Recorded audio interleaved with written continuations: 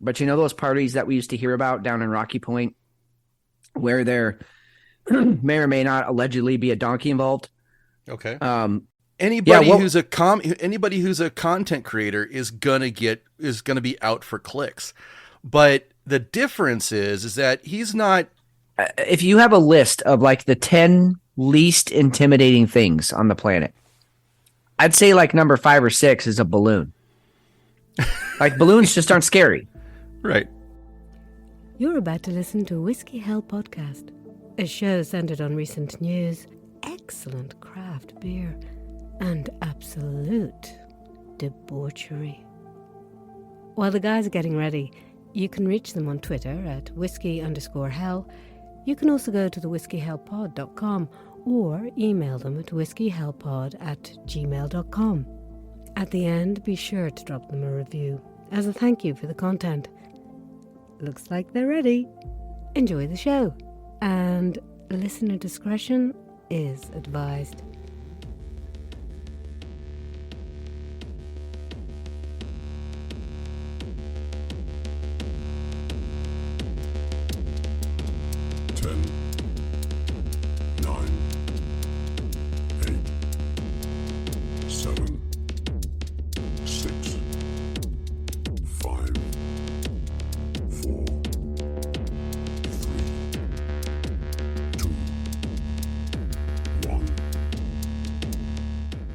Saturday, February 4th, it is 7:46 in the evening.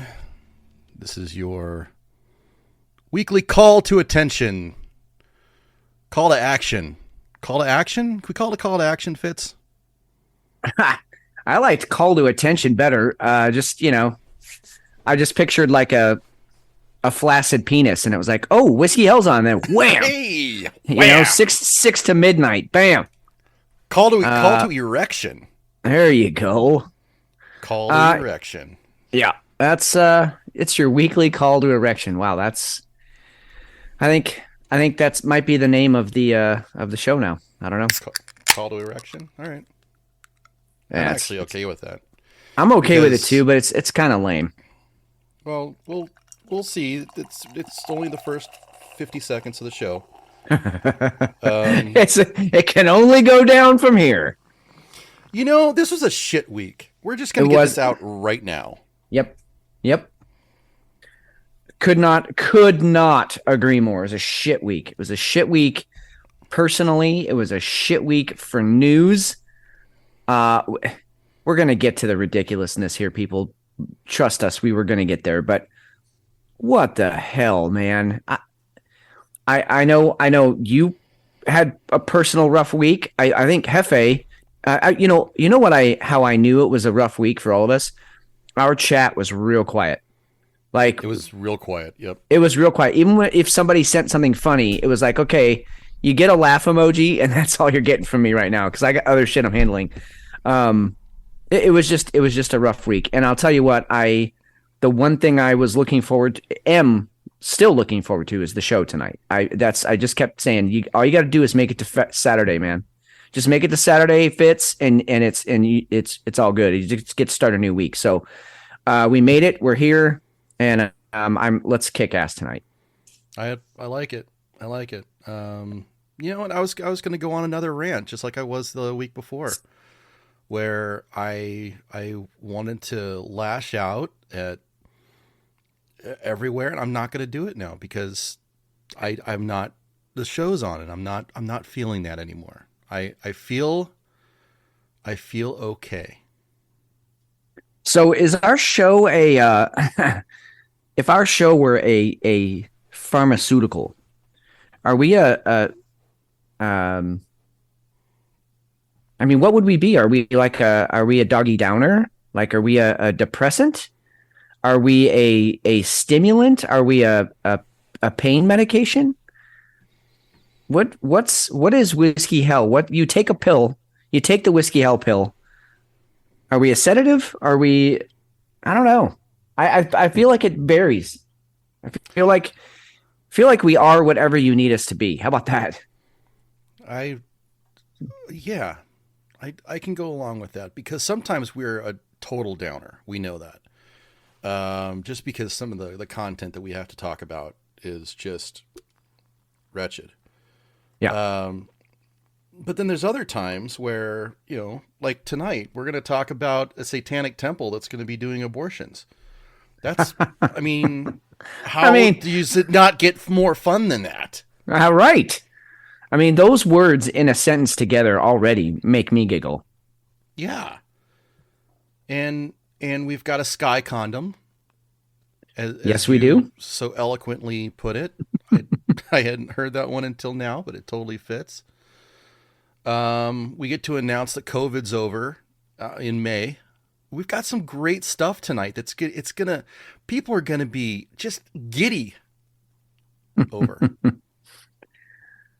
That's what we do, my friend. That is what we do. Hey, before we get too deep into the show here, and I I know we need to announce our beers and whatnot, but I do have a toast.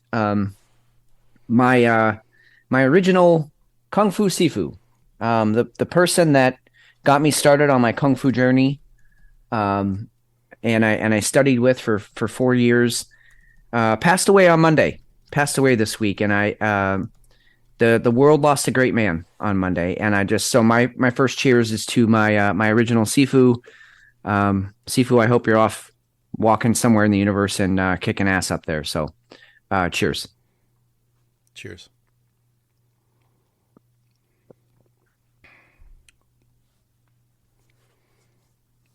Well, all right. That. What beer are you drinking? I felt like this week, I had to get back. I had to return back to my wheelhouse a bit here. Something that I know I like, so that I could keep things light and funny and positive on the show. Last thing I needed was, to put a beer in my mouth and just fucking hate it. So I went safe. I'm going to admit that right up front. And sometimes that's okay too. Generally we try and encourage people to get out and try new things. This week was not a week for me to be doing that. So I went with Gigantic Brewing Company. They're in fact, not only have I know I reviewed some of their beers, as have you before, but I think I've even reviewed this beer on the show before, and I just don't care. This is the Gigantic Tierra de Stout. So this is their Mexican chocolate stout. Inspired by Mexican hot chocolate, we crafted this rich and decadent chocolate stout with vanilla, cinnamon, and a blend of chiles. So I'm keeping it spicy. But I'm also going with a wonderful, wonderful beer here. So let's get the let's get the mouthfeel.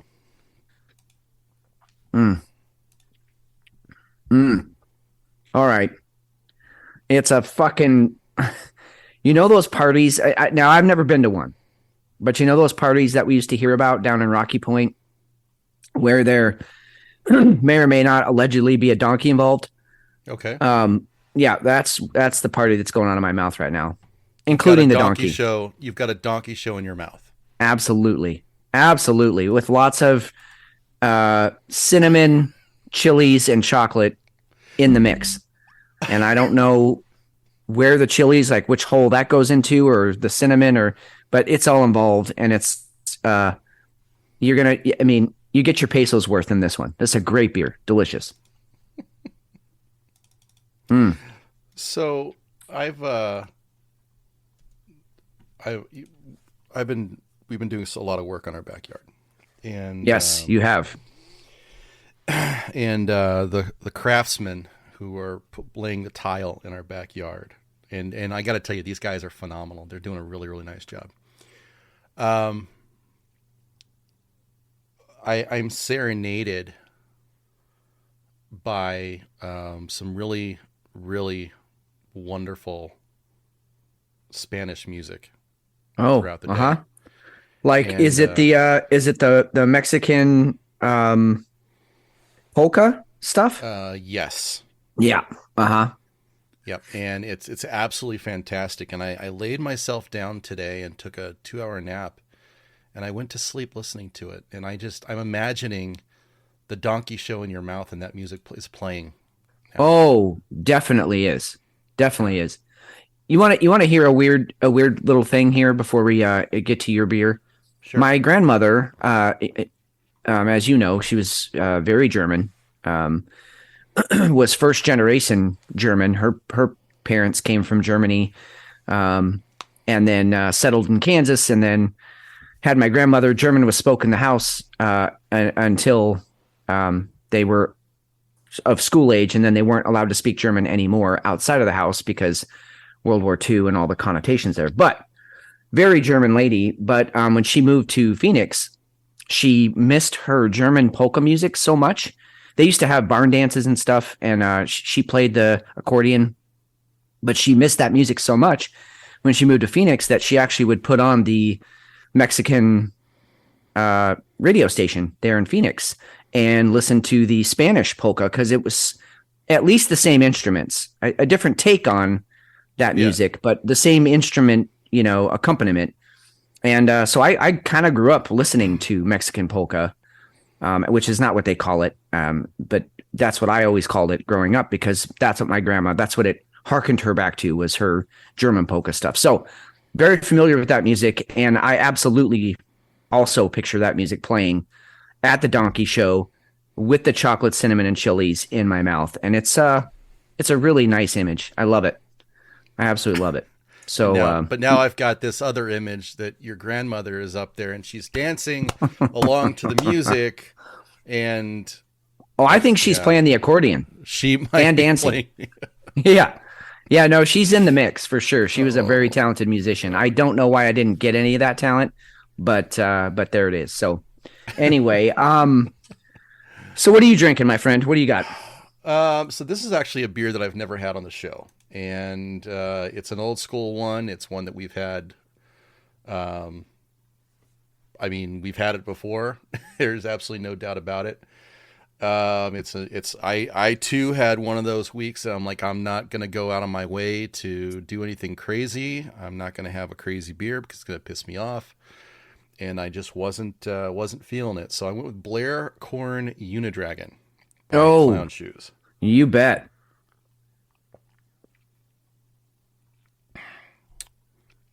Yeah. Really, really nice imperial stout. It's hoppier than most stouts. So you get a little bit of bitterness. It's a little angry at the end. There's no booze to it, but you definitely get it's a little bit, I like how they term it, it's a little bit aggressive with the American hops, and it totally is an aggressive. It fits the beer. Yeah. Now, Blarecorn Unidragon, we talk about a lot of the different stouts that are used as a base, like Yeti and right. those types. Well, so Blarecorn, we know it's one of the bases for Clown Shoes dark stuff. Yeah. So really nice beer. If you're looking for an imperial stout, kind of a gateway imperial stout, this is solid. You'll enjoy it. And I would even go a little bit further and say that anything by Clown Shoes is probably going to be it's going to be a delicious beer. And so if you're in the neighborhood of the kind of beers you like and you find that kind of beer and a Clown Shoes makes it, it's going to be a solid beer. They put out a good quality product every time. I mean, even if it's stuff I'm not in the mood for, they've got a couple of IPAs and I'm not in the mood for it, it's still a good beer. I mean, they just are solid. So, yeah, good call. Good call. They really are. Really, really are.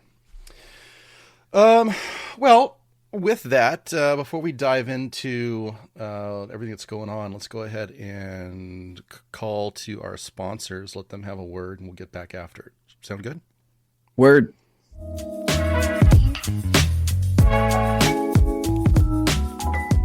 Hello. This is Sarah from Burn the Hand Podcast. I am excited to share this season with you on the pod. We are interviewing indie authors. These are people that have put their blood, sweat, and tears into their writing, published their books themselves, doing their marketing, their editing, all that jazz, pretty much on their own. So join us for season 2 in some of these interviews with indie authors. We like to have a little bit of fun. We drink a little bit during and play some games. So if you are an indie author trying to get your name out there, I would love for you to reach out.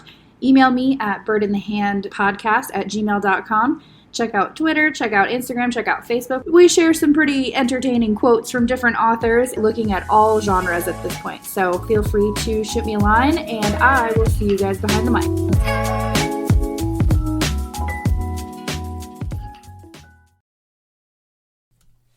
Okay. So there's a lot of ways that we can go with opening the show. Yes, there is. I will say that I don't know if I'm admitting this, or I don't even know if I have anything to cop to, but you can tell me. I threw a tweet out last night. I was in a surly mood like I have been pretty much all week. And I wanted to do something. I wanted to go the other direction. And I wanted to not be a dick. Okay. So I asked everybody last night to show me your dogs. Now, I meant dogs like they're animals, not like, that was not a euphemism for your tits. Although I would have totally taken that. That would have been fine too. Or feet. Or feet. No, yes, feet could have gone in there too. Absolutely. We've got some fantastic dog lovers in our midst. I was really, really happy. I don't know if you got to see any of the tweets. No, I didn't. I didn't see that. So today was busier than I would have preferred. So I did not. I haven't been on Twitter hardly at all. Other than I did see the footage of the sky condom breaking and impregnating the earth. But other than that, I really haven't been on Twitter much today. So no, I kind of missed that. So, I just posted it to our chat, and you should take a look at everybody's dogs. I am. It was absolutely adorable. We have corgis. We got a little bit of everything in there. We do. We've got a cornucopia of pups. Aww. This Bowser, I don't know what kind of dog he is, but he's a puppy. I am just head over heels in love for him. Yeah, that's a nice fluffy puffy little head right there. That's a good boy right there. I like that he's got one sock all the way on and the other one's kind of not. It's just not quite on. Yep. With his coloring. That's just cute. So that was from Drinks and Things podcast. So thank you for that. B word from Bleach Brothers. I mean, I'll tell you what, dude. Good on you for doing this. I had no idea you did this, and I'm sorry that I didn't, because I definitely would have posted a pic of my pup. You know how much I love my little guy. But I'll tell you what, everybody out there, man, if you're in a bad mood, just either look at our thread or put this out for yourself, because people, A, love to share their pups, and B, you'll love to see their pups. I mean, every one of these pictures just warms my heart. Just look at that toughie. I love it. Yeah, and the smart dog. I love smart dogs. Yep. Just awesome. So. Me too. Well done. Good on you, man. Second cheers of the night goes to you for doing what it took to improve your mood. So That's cheers. Right. Mm-hmm. That's right. All right. Let us get after. Oh, Dark Elvis even posted his bowls. Oh. Those are adorable dogs. That's awesome. I'll forever be a dog person. I'm not so much a cat person, but well, I love my cats also. If I had to choose, and I would never, but if I had to, I would lean a little bit towards being more of a dog person than a cat person. But I love cats as well. So at some point, maybe not tonight, but at some point, we should discuss my theory about cats and dogs and kind of what they represent to the world, to us as humans. Okay, but not now. Now's not the time. But at some point, remind me, and we'll cover my theory on the feline versus canine ethos. Sounds good. We will do that. Yeah. All right. Let's get into the news. Let's. All right. Do we want to go for Mr. Beast first? Because that's actually a really feel-good story. It is a Oh. feel-good story. Although people trashed it, but it is a feel-good story. So yeah, let's start there. Let's Oreo cookie this bitch. Let's start with something good, then we'll cover the crap, and then we'll finish with something good, which I don't know what else is good, but we'll find something. And we do have a Hefe sighting. Oh, we got a Hefe sighting. Oh, if we got Yeah. Hefe, we should probably go. We might need to go to deepfake porn. Oh, okay. You're right. Hefe is definitely, yeah. Where do you want to go, Hefe? What do you want to talk about?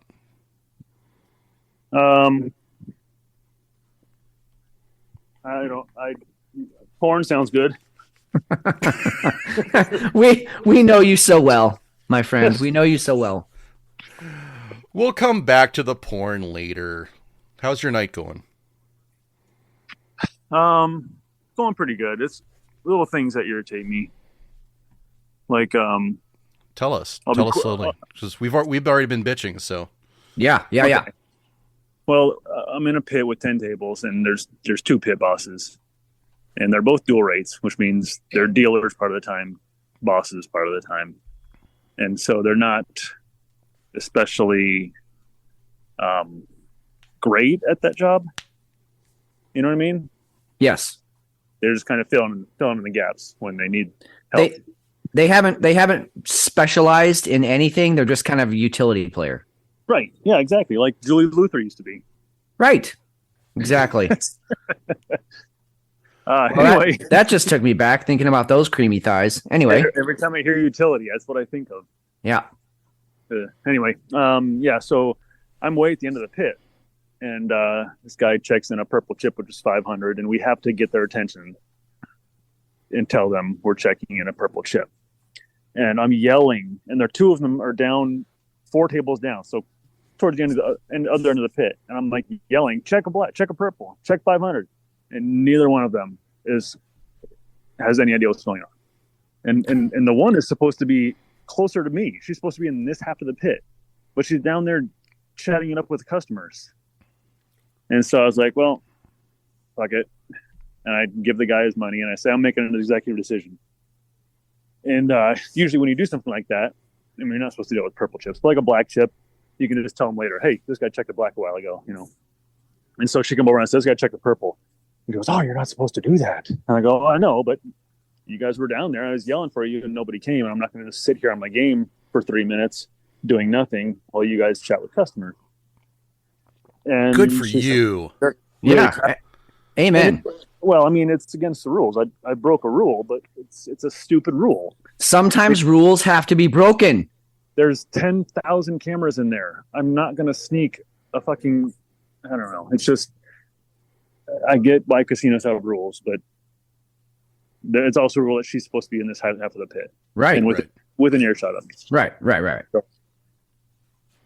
she said she's going to have to talk to Gretchen. I was like, yeah, you go ahead and talk to Gretchen. Yep, you do that. And also, here, take this whiskey hell sticker and show that to Gretchen too, you fucking cunt. Yeah, and take this whiskey sticker and shove it up your ass. Yep. Sorry, Yeah, that was rude and of me. take- I don't even and take these 2 Whiskey Elf stickers and put them on his pasties. Yeah. I don't even know this person. I'm sure she's probably a very nice person in her day life. I shouldn't have said that. I'm sorry. Yeah. Also, I have not drank enough, so I should definitely do that. That's the little stuff that really pulls on my pubic hairs too. I just, you just have one pull and it's like, ow, that kind of hurts. But you get a lot of those pulls on there and you're like, all right, I'm done. I don't even want to have sex anymore.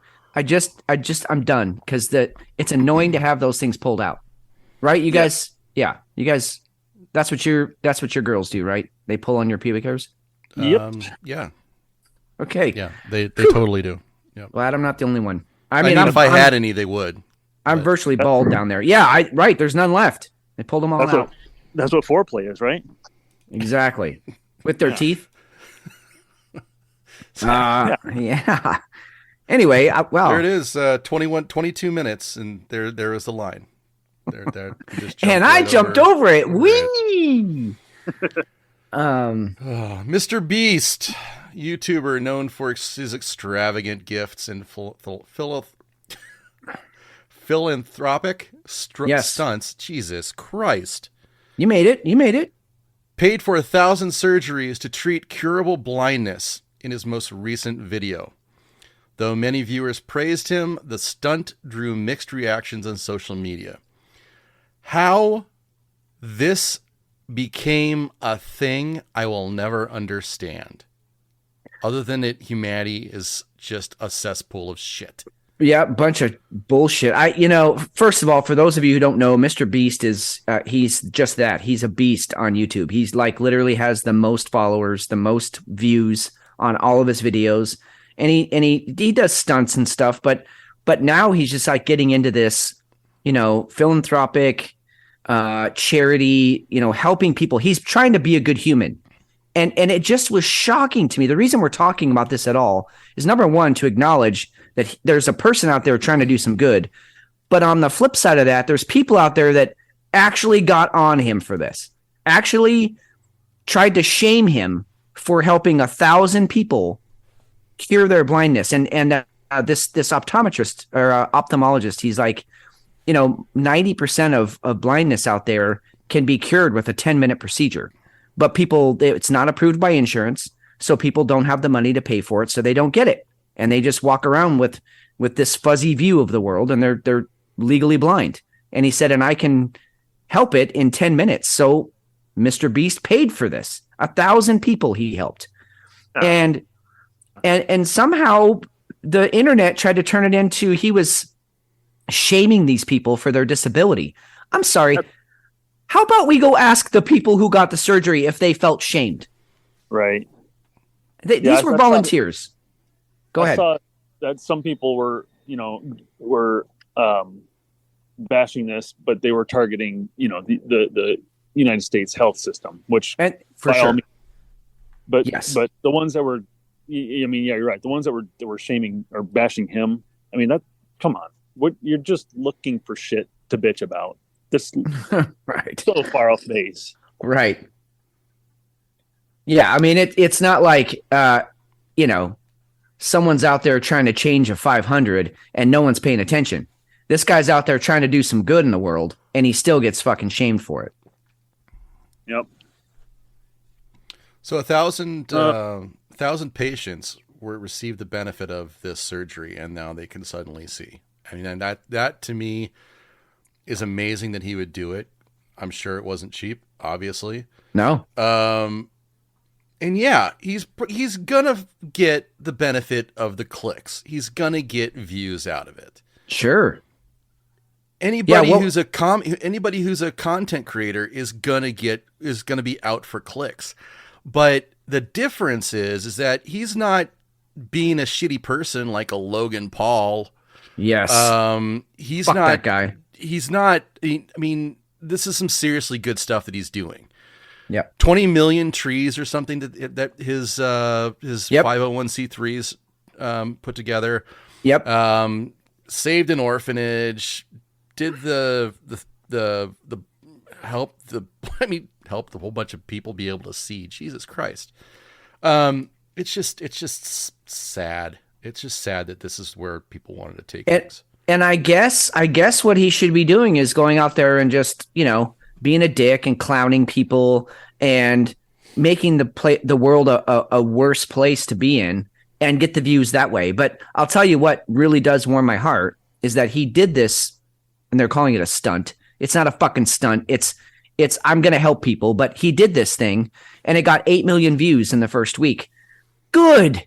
It should. We need more stories like this. I'll click on this 5 times if it means we get more good shit going on in the world like this.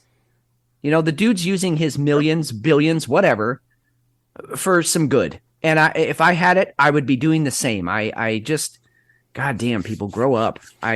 Like you said, Hefe, well said. People are just looking for something to bitch about instead of, correcting the dumb shit that's going on in their lives. Yeah, your sad life, so you're going to spread the sadness. Meanwhile, I'm out here looking for something good to have happen, and this guy's providing it. And thank you, Mr. Beast. Well said. Well, thank you. I don't think we have to go any farther on that. I think Nope. That's been successfully slayed. Yep. Put that one away. Hey, Hefe, COVID's over on May 11th. Oh, really? They made the date, huh? Yep. It's going to be May Sweet. 11th. That's going to be the big day. We're waiting until that day. What will I get to do differently on May 12th? I don't really know. Did you guys see, this is way kind of off the topic, but on the topic, did you guys see, I don't know if I sent it to you, but there was a study done in, I believe it was a German study, that the people who are still wearing masks, and again, this is not my opinion, this is just the study. People who are still wearing masks are considered, they either consider themselves or other people consider them unattractive. Did you guys see that? Yes. It's an excuse for ugly people to wear a covering so that they're more attractive. And I'm all for this. You know, and maybe it's not that you're ugly. Maybe you just have a really low self-esteem and you want to be able to walk out in the world with some more confidence. And that mask gives you that. I'm all for it. But there is also a study that came out this week that said the masks really don't do any good in preventing the spread of COVID. So if you're wearing the mask, let's just come out and say it. I think the masks on the front should just say, like mask to make me prettier, or mask to give me confidence, or mask to put my morals on you because I'm morally superior than you. Something like that. Like it should just be labeled what it is, right? Yeah. There's actually a customer comes in here that I was told that she's still wearing a mask because she has this weird rash, or not a rash, but like an eczema kind of thing going on around her mouth, and she's using a mask just to cover it up. Okay, she's I'll tell you what, she may be doing sexual favors for the wrong kind of guys. Just gonna throw that out there. Maybe not. I maybe not. I'm just, maybe. I don't know. It's just it kind of illustrates what a joke this whole thing has been, that you can have a date on which it ends, as if we, A, have any control over Mother Nature and the virus that's out there, or B, that this thing was even a big deal to begin with. Well, you notice it. This comes on, the only reason it's being talked about because the White House got pissed off over the Pandemic is Over Act that Republicans put to. We've talked the last couple of weeks about how the Republicans are bringing everything that the Democrats don't want to deal with. They're bringing it up and they're rubbing it in their faces. Whether it's going to get passed or not, it doesn't matter. But right. An act like this, the Pandemic is Over Act, yep, is one of the things that got brought up. Yep. And then there's also the Freedom for Healthcare Workers Act. And both of these, it puts an end to vaccination requirements, and it calls an end to the pandemic. Let's just get over and move on. The White House didn't want to deal with it. The White House doesn't like that they have these acts. So Biden came up with, okay, fine, I'll call an end to it on May 11th. Do you guys think he threw a dart for that date, or like how do you think he came up with that? Because that's a pretty. Hold on, I'm efforting. I want to see what day of the week that is. Little Zoom issue there, so we're back now. I think you were looking up what day of the week the 5/11 was going to be, when Biden was going to be calling an end to the COVID. Yeah, it was. So May 11th is a Thursday. So it's like just some arbitrary day in the middle of the week. Hefe did comment that that's a payday for him, so maybe that's why they did it. Joe knew it was going to be a payday for Hefe and said, "Hey, let's give this guy a double treat on May 11th." Just how ridiculous. And again, we've talked about all of the ridiculousness that has surrounded this thing, even back when no one really knew what was going on, how serious it was, what we were going to do about it. And I'm going all the way back to Trump here. And we know, friends of the show know we're no fans of Trump either. And just the bumbling dumb shit that he said. And then you thought, all right, maybe we have some hope because he's out and Biden's coming in, and it's only gotten worse. It's only gotten more foolish. It's only gotten more ridiculous. There are more things, more holes to poke in this thing than a slice of Swiss cheese. It's terrible. It's really terrible. And so now we have this arbitrary date when it gets to be over. So thanks, Joe. Thank you so much.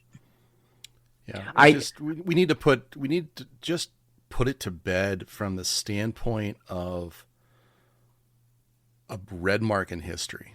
Yeah.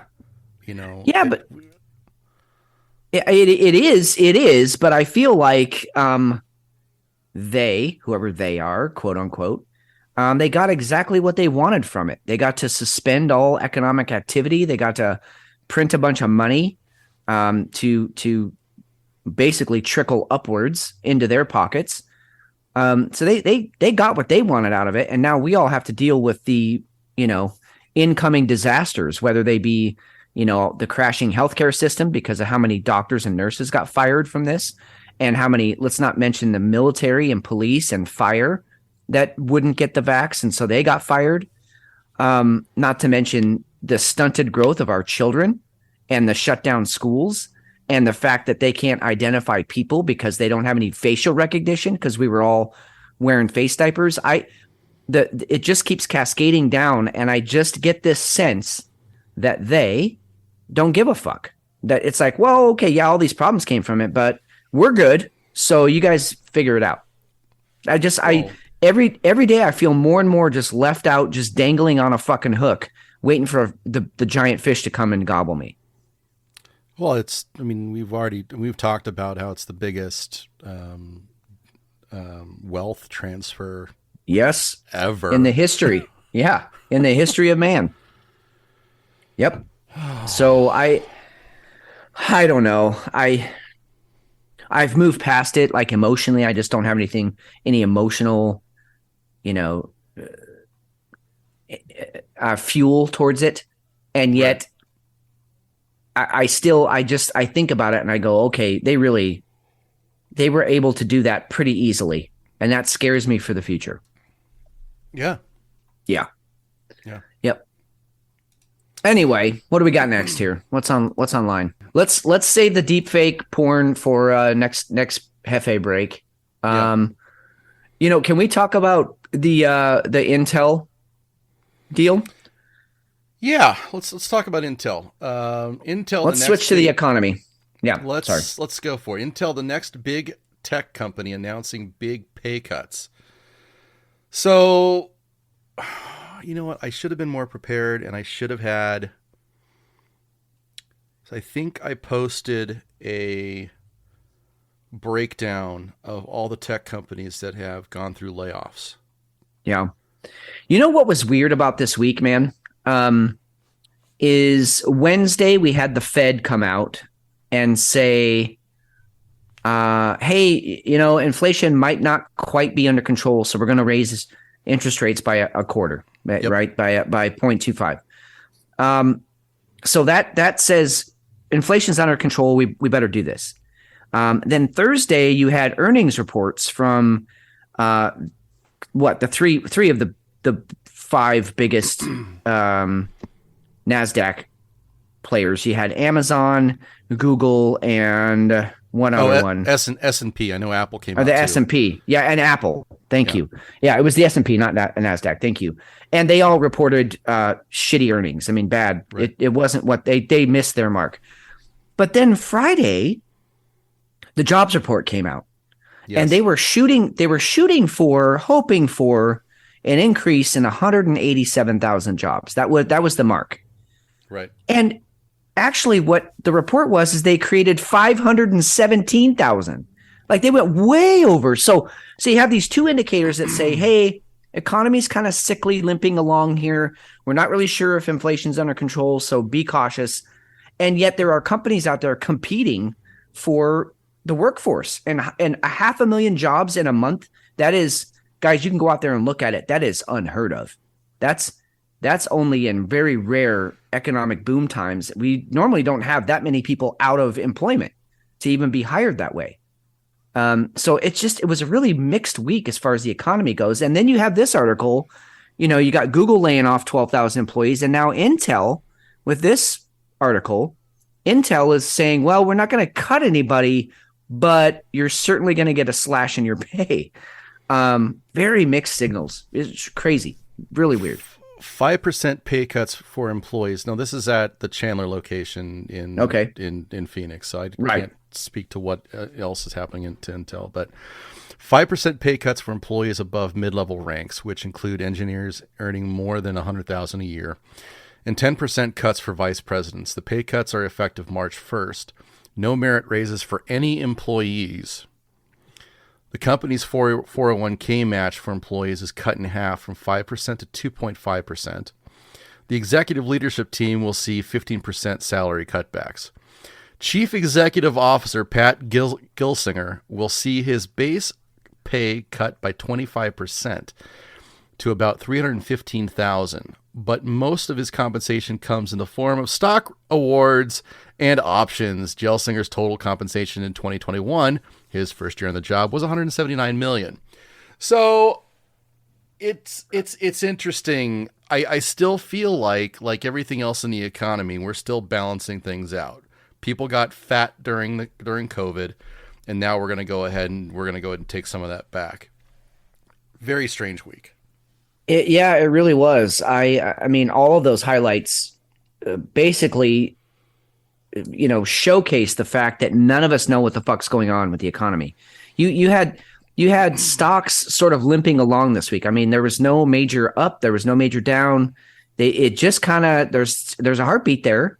It does go up and down, but not, no more than, what was it, quarter, maybe 1/3%. I mean, it was kind of a dead week. And so I just, and again, neither one of us are economic forecasters. We don't have degrees in that. This is not economic advice. But if someone were to ask me, hey, are you bullish or are you bearish in this market? I don't know. I really don't know. I want to say I'm bearish, just because I know what's coming, or I think I know. But then you have just these weird little signals, like, actually, and I will say, what Intel did here was a pretty, I would say, very business savvy. They didn't cut anybody, so they saved jobs. But they're trimming the fat, which is great, because these are the people that probably could take the hit and not see a major change in their quality of life. It's also their talent, though. Okay, and that's true. But if you can get more money somewhere else, then so be it. We're sorry to lose you, but at least, then we've saved some money, and we know that we're going to be a healthy company in 12, 24 and 36 months. I actually applaud what they did. Again, it's just for show. We know that this isn't for any other, there's a reason that a news story got released on it. I don't know. It's very, very mixed signals, and I'm kind of in the position where I don't want to even, we for our New Year's show, we made our predictions and whatever. At this point, I don't. If we were to make predictions for the next 6 months, I have no idea where I'd go with it. No idea. Oh, I know. There's no telling. I mean, nothing makes sense. Up is down, down is up. Yeah. I do. I mean, I'll take cutting a pension, or I'll cut an income, I guess. I think I'm going to take that over actually being laid off any day. Yes, of course. It definitely sucks. But here's the other thing that I find a little bit odd. Intel makes chips. Mm-hmm. I thought it was, I thought that we had a real glut, or not a glut. We had a real stoppage on chips. Sure. We didn't have enough chips. We needed more chips. Now you're telling me that we're chips are, it's so fine, or your piece of the market is not doing well compared to others. It just over time, the stories, I don't know. It doesn't jive to me, other than they got too fat. And that quite possibly could be what happened here. And I mean, most likely that's what happened here. The other flip side of that is, costs for goods and costs for shipping those goods have all gone up. And so maybe this is their way to say, all right, we're still going to keep our chip manufacturing at the pace it's going. We need to pay those workers that make the chips, but we're going to have to make the engineers and the leadership take a pay cut in order to keep that machine rolling. I don't know. I'm at a loss here. As you said, you very well said. Up is down, down is up, and we're in the fucking mirror world here. All I can say is keep your seatbelts buckled, because we could be in for a huge 500 car pileup, or we could just cruise on down the road with no bumps other than a pothole here and there. So I don't know. I'm at a loss. I felt like I knew what was coming. I felt like I knew what was going to happen. At this point, I might as well, pull out some dodecahedron dice for all of our D&D fans out there and roll those and hope I roll a couple of natural 20s. I don't know. Well, let's go ahead and throw it out to our sponsors, and we'll come back and got to take another couple stories before we go to a second beer. Sound good? Excellent.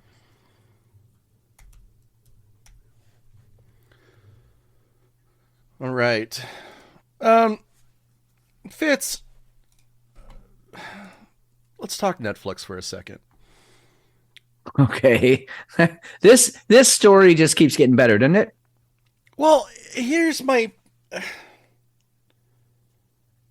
Netflix wants to get rid of password sharing, and they keep they're rather than admitting that their content sucks now. Yeah. Rather than the last year being blamed on all the woke content that they decided to go ahead and bring up, they're going to blame it on password sharing. That their fundamentals are down. It didn't surprise me that they were going to come out and crack down on password. I think we all knew that was going to happen at some point. I didn't expect them to backpedal within like hours. Oh yeah. Because they completely gave up. Yep. I think people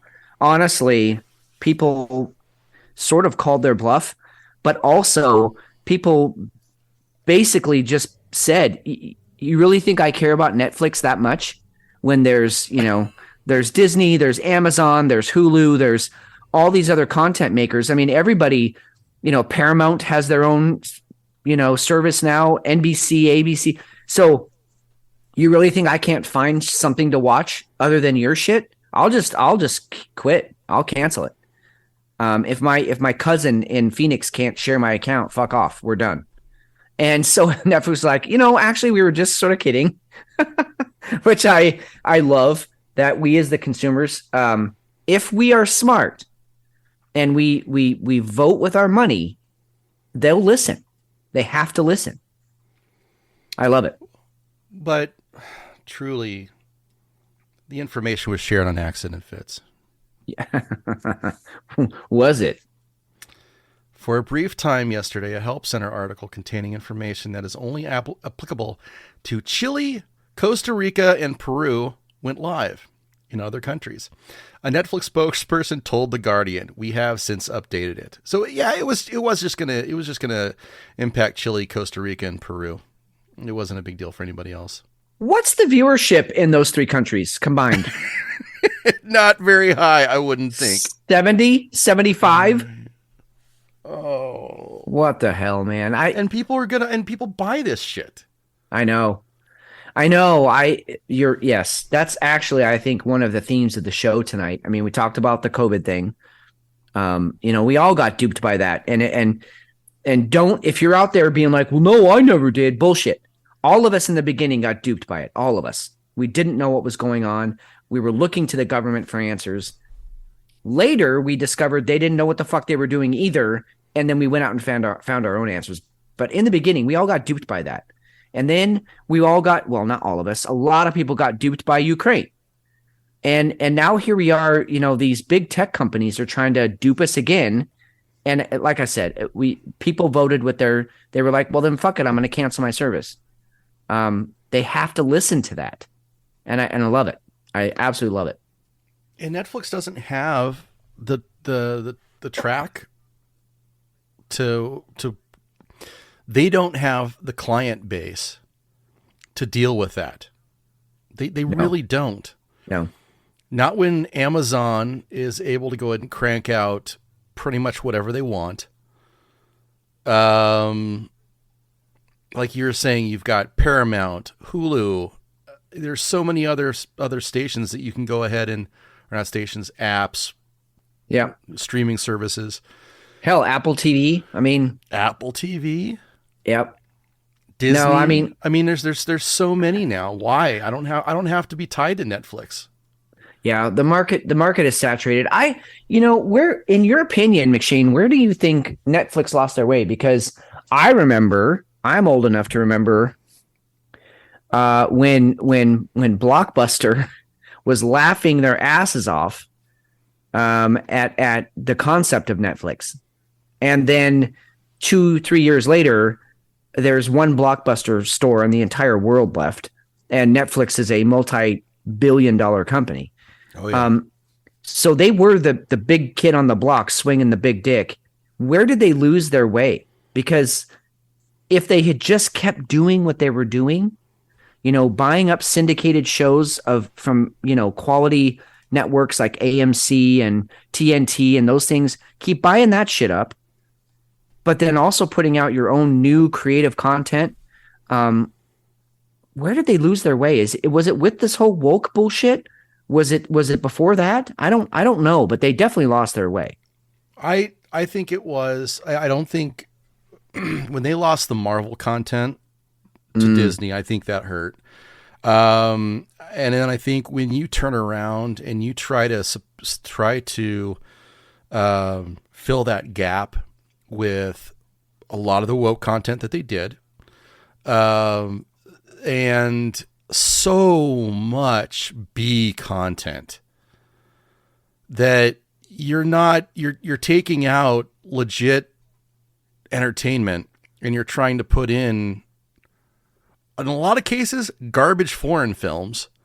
Yeah. That it's just nobody's going to relate to it. And then you're going to double down on it with woke content, which isn't going to be related to by the majority of the people.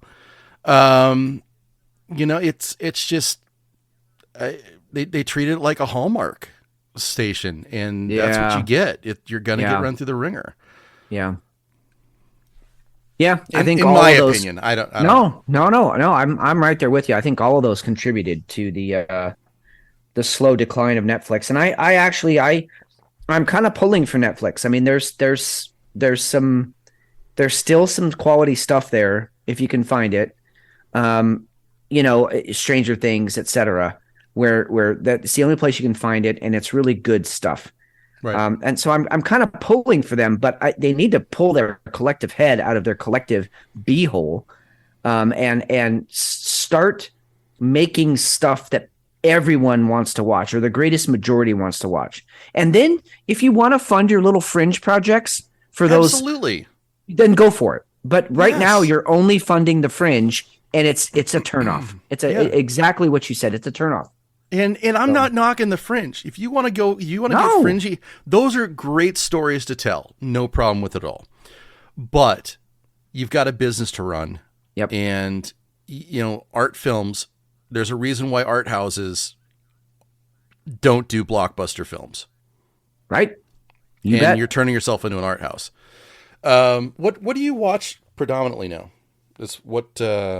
What streaming platforms? We never get into this stuff. We don't get No, we don't really. Honestly, well, it's funny. We kind of reached that dead end space of the internet when you've watched everything you want to watch. I mean, the latest season for us of Walking Dead came out on Netflix, and so we killed that in a weekend because we're Walking Dead heads. And so there's a couple of things on Netflix we're watching. There's a couple of things on Amazon we're watching. But honestly, we got to this dead space where my wife said, "Hey, remember that game we were playing together? let's start playing the game again. So we started playing Tiny Tina's Adventures, the Borderlands game. Good. And just fucking killed that whole game and have been having a blast at it. So really, the content. I mean, there's nothing that we're like chomping at the bit to get to right now. There just isn't. There's nothing out there. New Amsterdam is another show that it's a syndicate, that Netflix picked up. I like it. It's a good. I liked ER back in the day, so it's kind of in that vein.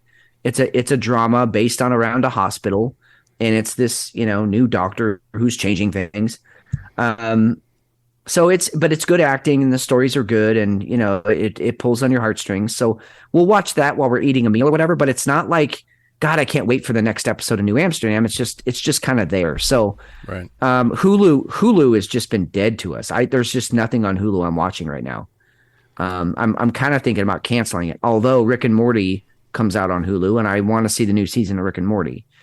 So that's about it, dude. And Disney, of course. We just watched Wakanda Forever last night. Oh, okay. Solid.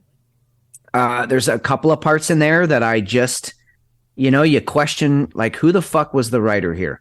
Because that was bad. That was really poorly written. But the special effects, of course, were on par with Marvel.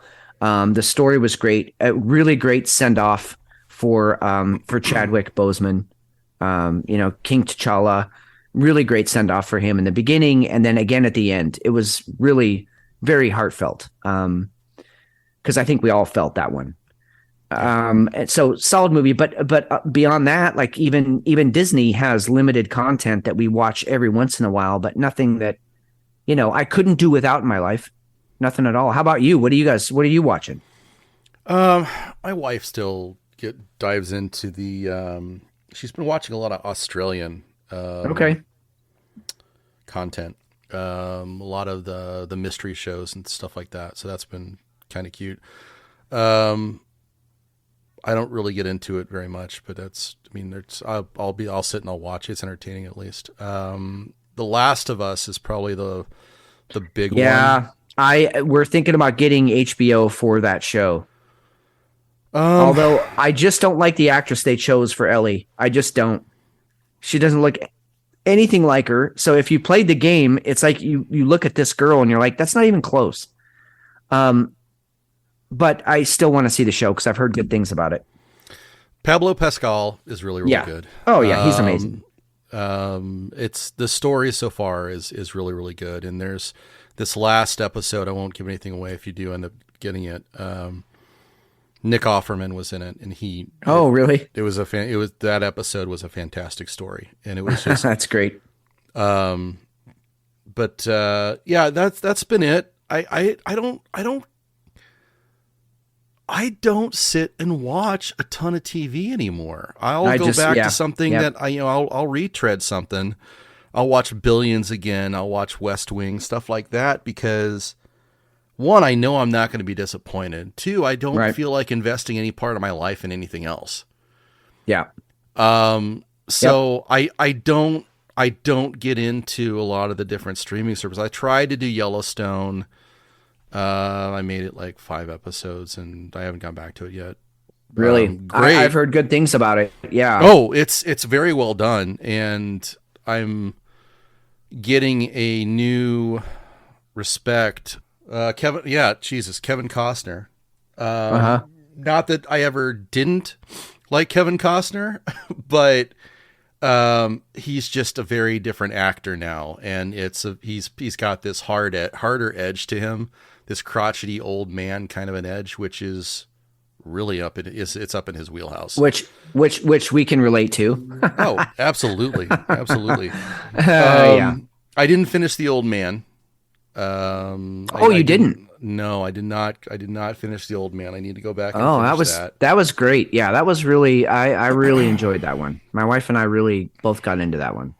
Yeah, I've got to go back and I got to watch that. So, but yeah, it's just, I have a hard time going back over a lot of these things and just really diving into it. So. Yeah, I'm right there with you. And when you said you don't dedicate a lot of your time to TV, neither do we anymore. And it's been a good thing. I kind of mentioned to you when we were in Vegas, I'm writing a book. And I'm writing it for me. I'm not going to really discuss it here on the show. I'm writing it for me. If other people want to read it, great, but I'm going to self-publish it. I've got 13 chapters, written and down and in the book, literally. And it's just, so I have the time for that. Like, we've dedicated those nights of the week where no TV, the TV doesn't come on because there's shit to watch anyway. And so I've been getting creative. It feels so good to just be in that part of my brain again, because I had abandoned it for a long time. And so there's so many other things, so many other activities that I have reading. I'm also reading books, other people's works of art, that I haven't done in a long time. So cutting out TV has only been a positive around here. And then, like I said, when we eat meals or whatever, we'll throw on a show, but it's nothing like where we have to do it. It's just, it's there so that we don't have to hear each other chew. You know what I mean? And then we move on with the rest of our evening. So, yeah. I don't know. It's a good thing and a bad thing.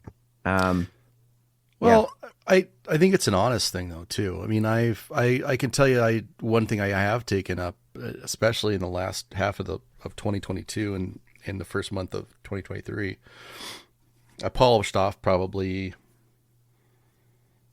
17 audiobooks. Oh, wow. Yeah. And I it's way more entertaining. It really is. That's the thing. I mean, one of the books that you were talking about, that sci-fi book series that you were talking about. I mean, I actually was one of the people that was a little worried that books were going to die. Once the internet kicked off and we had this free streaming and you can watch anything, anytime, anywhere, I thought maybe books would sort of, start to go the way of the dodo bird.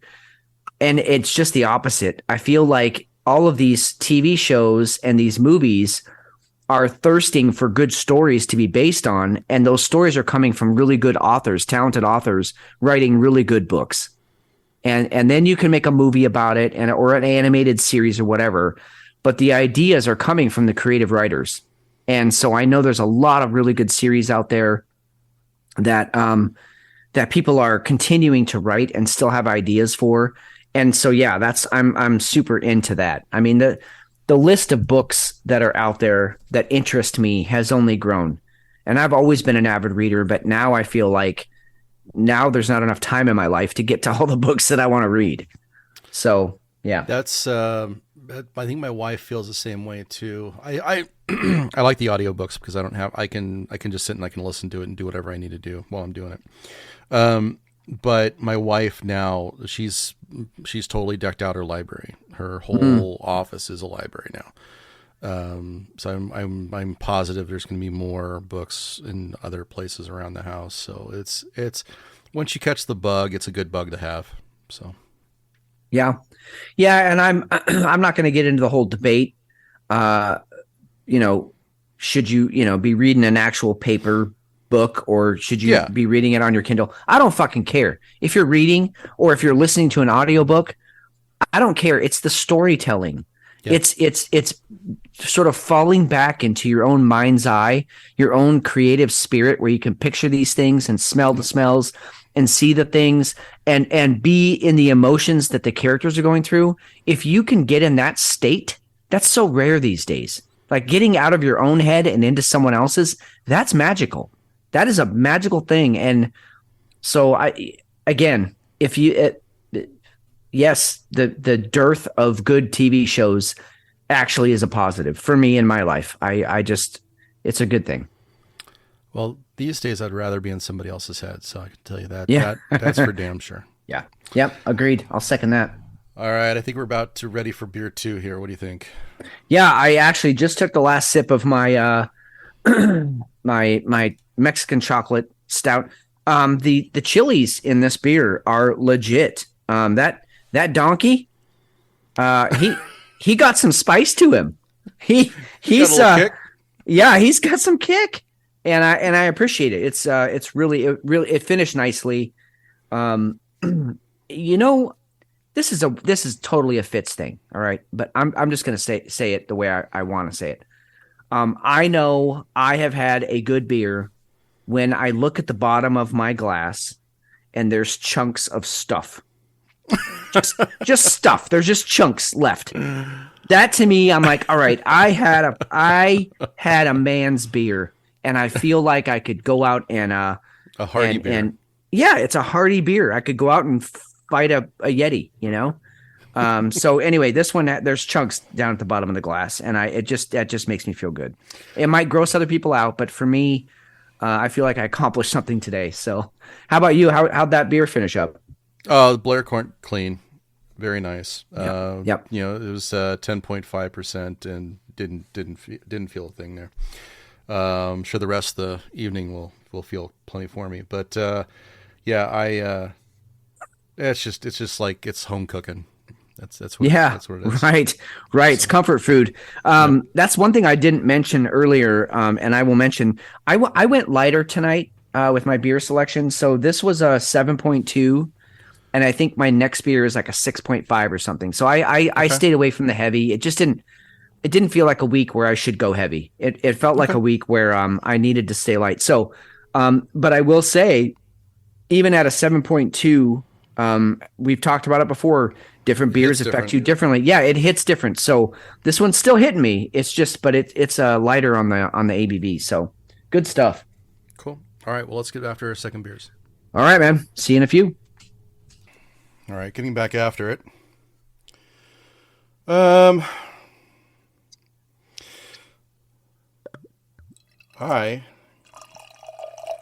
have a Firestone Walker 26th anniversary ale. Oh, God damn. You definitely went over the top on that one. I don't have anything near that quality of a beer. Those beers are so good. God damn, good on you. Well, so I saw it, and for whatever reason, like the parabolas, and some of the anniversary, the bigger stuff the Firestone's been doing, it's a little bit harder to find out here for some reason. And I think a little bit of that is because they're only doing them in the smaller feature bottles. Right. So I really don't think a lot of people like it like that. I know I used to enjoy getting them in the big beers, what was it? The 16 ounce, feature ones. Yeah. They had the bigger bottles. Yeah. That's not the case anymore. No, it's not for sure. And it I mean, it's pricey for that little beer. It's pricey. Oh, it's ridiculous. I think this was like $14, so it better be an amazing fucking beer. I think I'm going to be okay with it. I'm not worried about it, but yeah, it's the first one I've had in several years. It smells like bread. Very bready. Like a banana bread or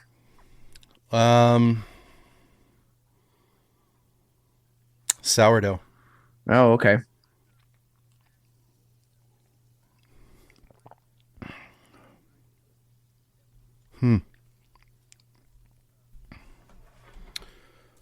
Raisins, a little bit of Brett.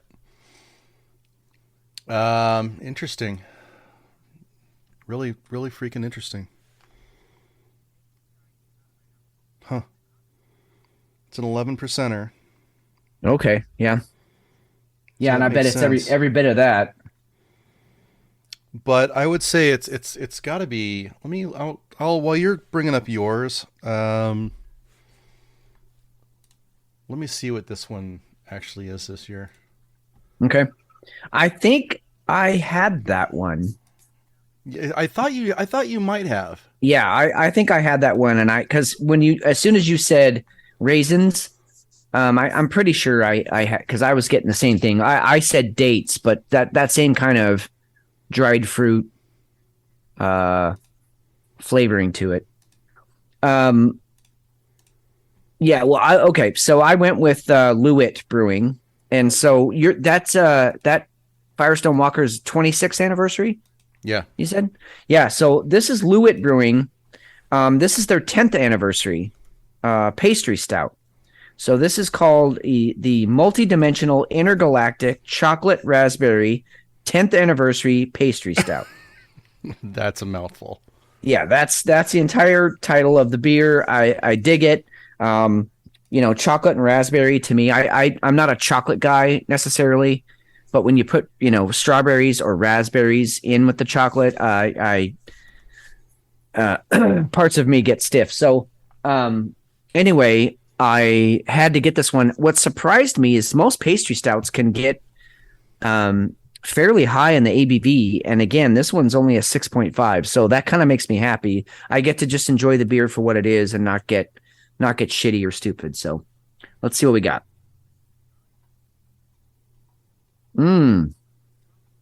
Oh, all right. Goodbye, donkey. Goodbye, Mexican party out on the beach. You've just been replaced by the sexiest, most luscious chocolate covered raspberry I have ever made love to. This is going to be a pleasure to roll around in my mouth, as they say. Wow, that very smooth, not real thick, kind of a thinner stout as they go. Nice light brown head on it, and just a really the fragrance, the smell is what hits you first, and then you taste exactly what you're smelling. So really heavy on the raspberry, enough chocolate there to just sort of, and it's bitter chocolate, so it balances out the sweetness of the raspberry, and so you're just left with a really clean finish. This is a great beer. Well done, Lewitt. Well done. Is it a clean raspberry or is it a very, very clean? So it's not like an extract. No. Nope. It tastes like the raspberries I get out of my garden every year. Very fresh, very clean, very shit. This word is so overused nowadays, but I'm just gonna say it because it's kind of what's coming to mind. Very organic. This beer tastes very just authentic and organic. No, not the chemically at all. Nice. Yeah, it is very, very good. So I cannot find on Firestone's site the actual ale.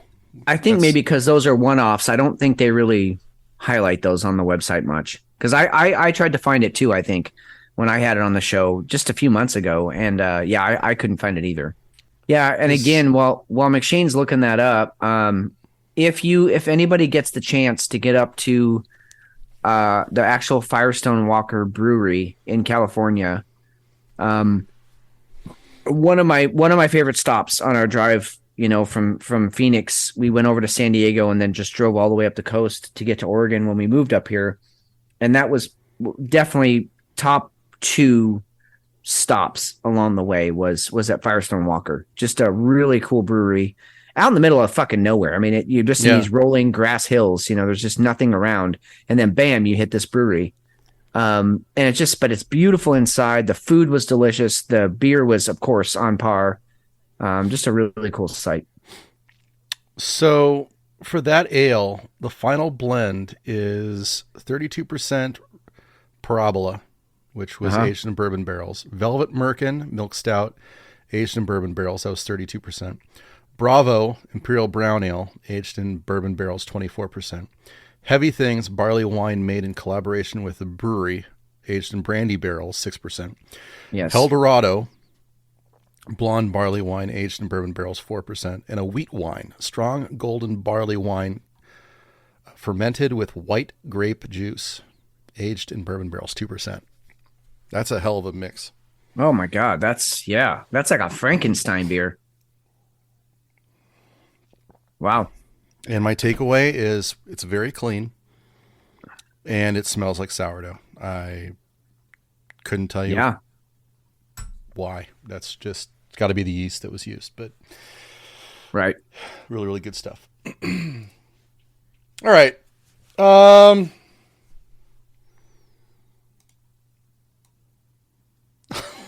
let's do the Chinese. All right, the sky condom. Let's do the sky condom. So, what was it? Tuesday or Wednesday? All of a sudden, all hell breaks loose on the internet because there is a spy balloon, a Chinese spy balloon above Montana. Now, Yeah. Go ahead. Well, no, go ahead. what was this supposed to be a diversion from? That's where my mind went first.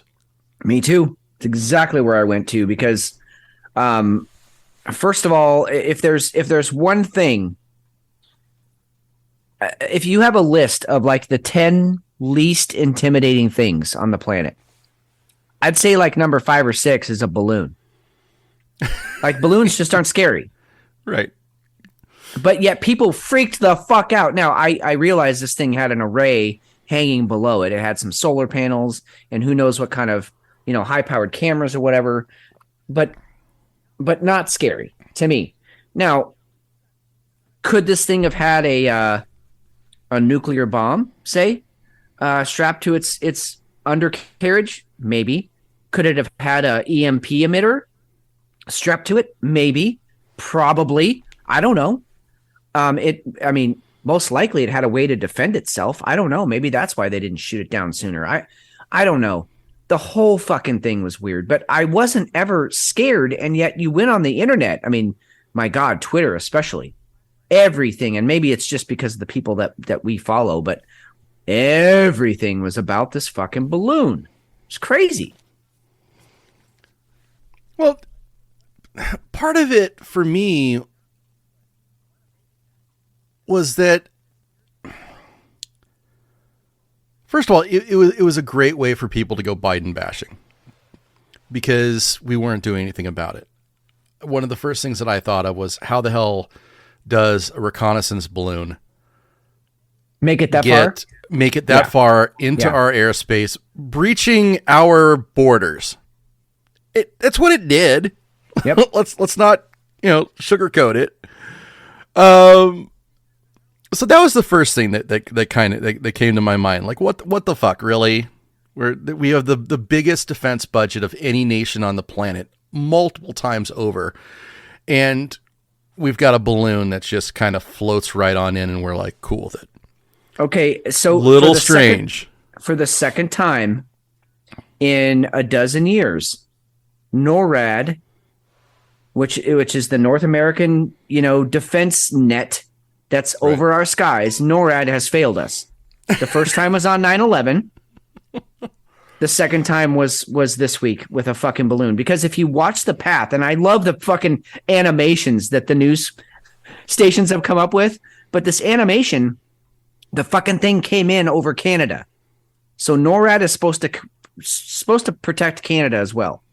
And or are you telling me the Canadians are that inept they can't control their own airspace? But Apparently. Either way, this thing came in over Canada, entered the US over Montana, and then even when we knew about it, we were okay with it. We were just going to let it float around because we didn't want it to fall on, civilians. How about, hey, everybody in this 500 square mile area, you need to evacuate because we're going to shoot this fucking thing down now. And if it crushes your home, we'll take care of you. We'll reimburse you for everything, but let's hope this thing doesn't have a fucking EMP attached to it and it could take out the entire nation. Like, I'm willing to sacrifice my home if it means that nobody else has to die because of an EMP blast from this thing or whatever it had. We didn't know. And yet it was like, no, just let it float. Just let it get in the jet stream. And we'll wait till it gets out over the Atlantic to kill it. What the fuck? It went from Montana through Wyoming, Dakotas, the South Dakota, Nebraska, Kansas, Missouri, part of Illinois, Kentucky, Tennessee, North Carolina, South Carolina. And then they shot it down. And then they shot it down out off of about 7 miles off the coast. Off the Carolinas, yeah. I just it blows me away that we actually allowed this to happen. We haven't even found out about it. You're telling me that you couldn't have taken this thing out in Podunk, Montana, someplace? That's what I'm saying. It wasn't even over Billings, where it's like sort of heavily populated. It was out over nothing. There's nothing out there. Glacier National Park. I do not get it. And then Biden had to come out today and say, well, I instructed the Pentagon to shoot this thing down on Wednesday, but they didn't listen to me. What? Well, aren't You're you the president of the fucking United States, if they're not listening being to listened you, to? Yeah, that's trouble. That's bad. It was such a bizarre happening. It makes zero sense. Okay, so what happens if this thing did have, it did have some kind of biological warfare? Maybe they wait for it to be outside the country to go ahead and take it out. Well, if it did, and that's what your concern is, your response should be a little bit more than the Secretary of State just staying home and not flying to China. Right. Yes. Thank you for bringing that up. Yes. There was no strong words for China mentioned. There was it really was a very docile, a very flaccid response. It was like, whatever. It's just a fucking weather balloon or a research balloon. Whatever. It's fine. It's not fine. Well, and the other and side of it, and I'm not even afraid. I wasn't even afraid of what it was going to do. It just sends a terrible message. Yeah, and the flip side of that, and this was brought up by several different people on lots of different platforms, but had one of our research weather balloons strayed into Chinese airspace, do you think they would have hesitated for a moment to shoot that bitch down? No. They would have shot it down the minute they detected it over the fucking Pacific. There's no way they would have let it got over mainland China or to Beijing or any major city. No. They would have shot it the fuck down. So there's been conflicting reports, and I don't know what you've seen. How high exactly was this thing? Because I saw all the way from 60,000 feet, which seems excessively high. If we're talking about, 60,000 feet, if there's 5,386 feet in a mile, that's way up there. I also heard reports of like 35,000 feet, 12,000 feet, which seems a bit low for how much people had to zoom in to just even see the thing up there. So did you see an official number, how high this thing was? Because you had all these bumpkins getting on Twitter and saying, I'm going to take my AR-15 and I'm going to shoot it down myself. Oh, yeah. Hey there, sniper. Bullets don't work like that. Even on a windless flat surface day, the highest confirmed kill is at what, a mile and a half? So this thing was at least 3, 4, 5, maybe even up to 10 miles up there, 12 miles. You're not going to hit it with your stupid ass AR-15 aiming it straight up. No, that was never ever going to happen. Some hicks did that. My understanding was it was up above airline commercial airline standards. So so that's 30. Had been around. Well, I think it was actually up around 50. Okay, so that's what I thought. I heard 50, 60,000. Yeah. Way above commercial airlines. So these people that were like, how come you don't just shoot it down? Have the Army just shoot it down. I'm sorry to tell you, physics gets in the way of those things, guys. Even a missile. All of our missiles, they go after metal. They go after heat signatures. This thing had very little of either. Right. In fact, up at that altitude, there's no way you'd hit it. And I don't know what they hit it with. I'd like to know what they actually did hit it with, because it looked like a bullet. It wasn't a missile. No, it was a missile. That was confirmed. It was really because there was no trail behind it. None. In the footage I saw, it was just it got hit by a projectile, but there was no explosion. There was no, fuel expenditure from the rear of it. It was just like a bullet that hit it. It looked like. Let me. Very strange. We are living in such bizarre fucking times right now. I mean, if that's not been made clear to us week after week after week, and those of you, still with us here listening to the show, please reach out. Let us know. Are you seeing how weird this all is? Because I'm not saying I'm an old guy, but I'm saying I've lived enough life, and I know, there were certain expectations you could make from life, and most of them would be met to a greater or lesser degree, but you could expect certain things. The last 3 years, I don't care what you're expecting. It ain't going to happen. And I don't care what you think can't happen. It's going to happen. Yeah. It's fucking weird. That's the one thing you can bet on. Yeah, right. So the Drive has a story. God. So they used F-22s, and apparently the F-22 Raptor has not had a kill before. So the F-22 Raptor's first kill is this balloon. Chalk one up for the good guys. I mean, it's just fucking stupid. Why can't we get out of our way of ourselves? I don't know. The other thing is, and I know I'm nitpicking here. I'm going to look this up on my own. I'd like to know what the 60,000 feet, man. There's not much air to keep an airplane aloft. I mean, that's why this thing was a balloon.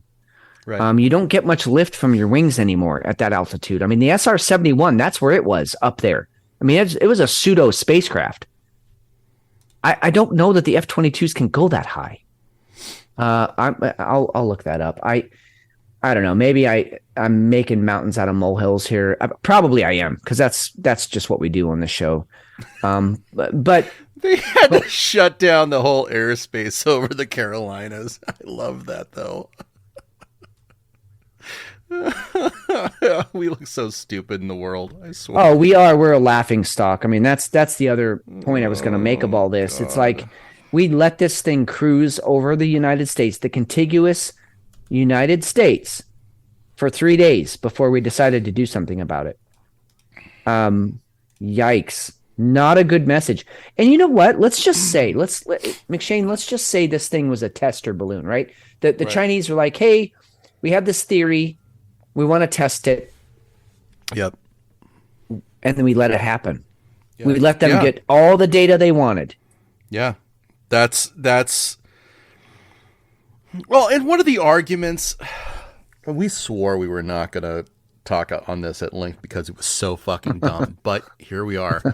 One of the arguments, though, was that if you do come out aggressive against it, then you look like you're paranoid or you look like you're overly aggressive. Yeah.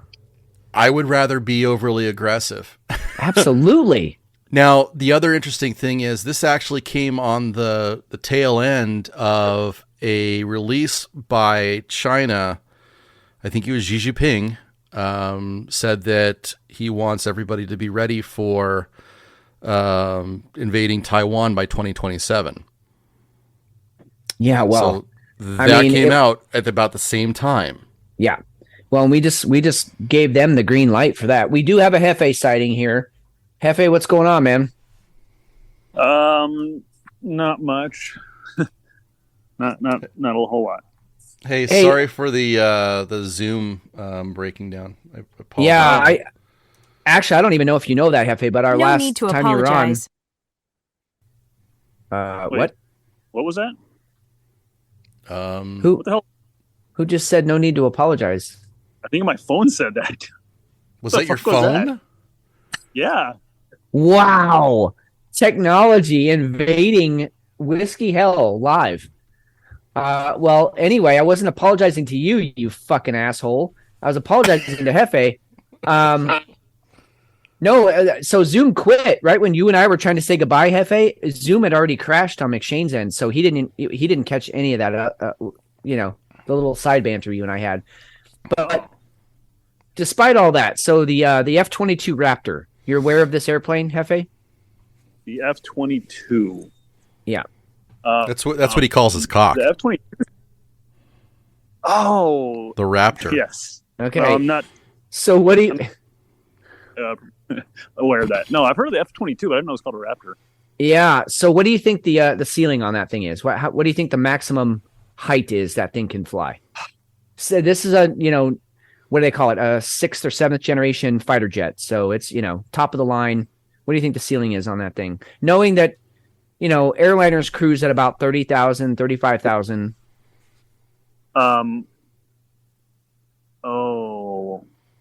Where does space technically start? Space? Well, okay, that's a great question. Let's consult the book of knowledge. I think it's at about 70,000. It was 90. You're probably right. Well, don't say that because generally I'm wrong.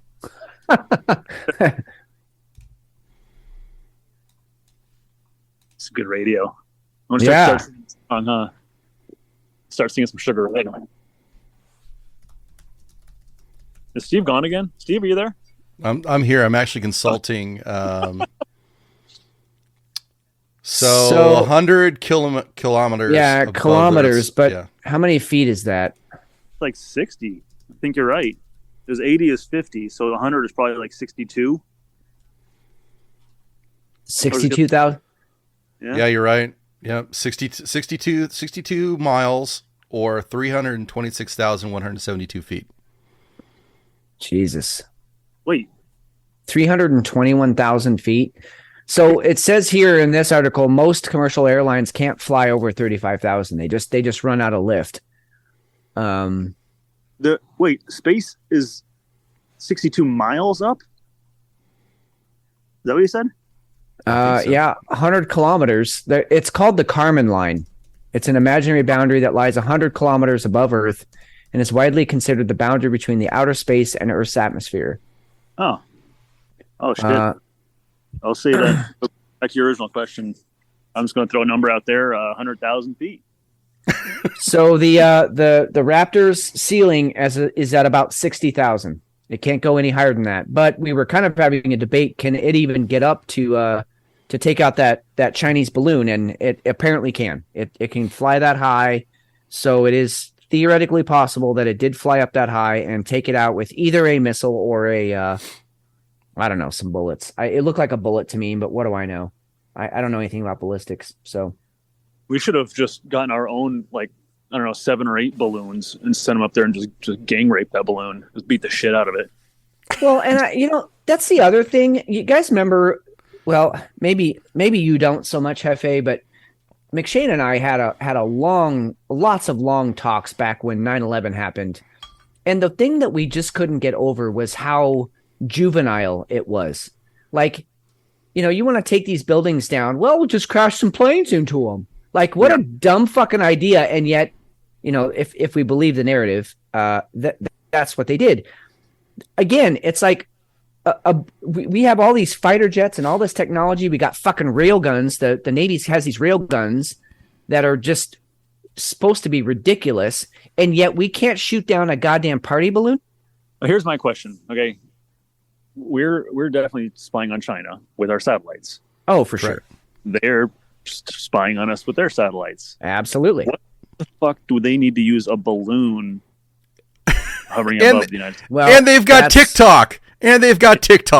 Right, spying on all of us. Well, and what more is the balloon accomplishing for them? It's a middle finger. It's a middle finger. Exactly. You can see it. It's like running a billboard. Like, I can own you. That's what it is. But I think it's deeper than that. That's where all the theories of a possible EMP attack, because that's about the height that you detonate a nuclear weapon. If you want to shut down all electronics over a city, you detonate at about 50 to 60,000 feet. And so that's where a lot of and I'll just put it in air quotes, conspiracy theories came from, that this thing could have, high level EMP equipment on it. not even a nuke, just set off an EMP, an electromagnetic pulse, that would shut down the entire eastern board, which would then cause a cascade of crashes to go pretty much around the United States. So, yeah, they're spying on us with satellites, so they don't need a balloon for that. What do they need a balloon for? Oh, an EMP attack. Okay, so you know that. So I'm going to go ahead and guess that our government knows the same thing you just said. You would hope. So how long was that balloon sitting there? Exactly. For Like, 3 days. What were they doing? Debating on how to take it down? I actually think they were having a debate, because here's what I think happened. The balloon crossed into Montana. And at that point, Biden was in the middle of inserting his own thumb into his butthole. And then over the next 3 days, he was pulling it out and smelling it and letting each of the Joint Chiefs of Staff smell it and say, does that smell like corn or peas to you? Mm. And then once they figured it out, they were like, oh, shit, maybe we should shoot down that balloon. Well, I just want to take this moment to say that this segment is brought to you by Fuckwater, which is exactly what Biden uses on his stuff. So Fuckwater. Fuckwater. Buy it now.